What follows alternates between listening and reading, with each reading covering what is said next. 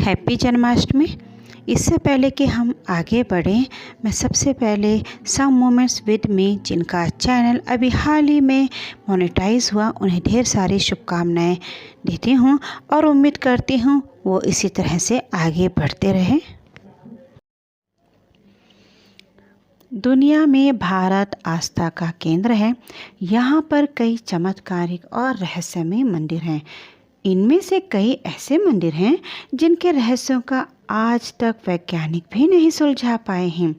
ऐसा ही एक भगवान श्री कृष्ण का मंदिर है जो दक्षिण भारतीय राज्य केंद्र के थिरुवरप्पुर में स्थित है। माना जाता है यह मंदिर लगभग 1500 साल पुराना है। चलिए आज हम इस मंदिर के बारे में जानेंगे। माना जाता है वनवास के दौरान पांडव भगवान श्री कृष्ण की मूर्ति की पूजा किया करते थे और उन्हें भोग लगाते थे। पांडवों ने वनवास समाप्त होने के बाद थिरुवरप्पुर में ही इस भगवान श्री कृष्ण की मूर्ति को छोड़कर चले गए थे, क्योंकि यहाँ के मछुआरों ने मूर्ति को यहीं छोड़ने का अनुरोध किया। मछुआरों ने भगवान श्री कृष्ण को ग्राम देवता के रूप में पूजा करना शुरू किया। हालांकि मछुआरे एक बार संकट में घिर गए तो ज्योतिषी ने कहा, आप सभी पूजा ठीक तरह से नहीं कर पा रहे हैं। उसके लिए उन्होंने भगवान श्री कृष्ण की मूर्ति को समुद्री झील में विसर्जित किया। केरल के एक ऋषि विल्वमंगलम स्वामीयार नाव में एक बार यात्रा कर रहे थे, लेकिन उनकी नाव एक जगह अटक गई। लाख कोशिश के बाद भी नाव आगे नहीं बढ़ पाई तो उनके मन में सवाल खड़ा होने लगा, ऐसा क्या हो गया? उनकी नाव आगे क्यों नहीं बढ़ रही? इसके बाद उन्होंने पानी में नीचे डुबकी लगाकर देखा तो वहाँ एक बहुत बड़ी मूर्ति पड़ी हुई थी। ऋषि विल्वमंगलम स्वामीयार की मूर्ति को पानी में से निकाला और अपनी नाव में रख दी। उसके बाद वह एक वृक्ष के नीचे आराम करने के लिए रुके और मूर्ति को वहीं रख दी।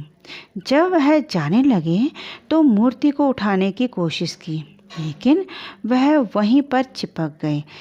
इसके बाद वहीं पर मूर्ति स्थापित कर दी गई। इस मूर्ति में भगवान कृष्ण का भाव उस समय का है जब उन्होंने कंस को मारा था। तब उन्हें बहुत भूख लगी थी। इस मान्यता की वजह से उन्हें हमेशा भोग लगाया जाता है। मान्यता है कि यहाँ पर स्थित भगवान के विग्रह को भूख बर्दाश्त नहीं होती है, जिसकी वजह से उनके भोग की विशेष व्यवस्था की जाती है। भगवान को दिन में 10 बार भोग लगाया जाता है। अगर भोग नहीं लगाया जाता तो उनके शरीर सूख जाता है। यह भी मान्यता है कि प्लेट में से थोड़ा थोड़ा करके चढ़ाया गया प्रसाद गायब हो जाता है। यह प्रसाद भगवान श्री कृष्ण खाते हैं। पहले इस मंदिर को आम मंदिरों की तरह ग्रहण काल में बंद किया जाता था, लेकिन एक बार जो बात हुई उसे देखकर सब लोग हैरान रह गए। ग्रहण खत्म होते होते उस मूर्ति सूख जाती है। कमर की पट्टी भी खिसक कर नीचे चली गई।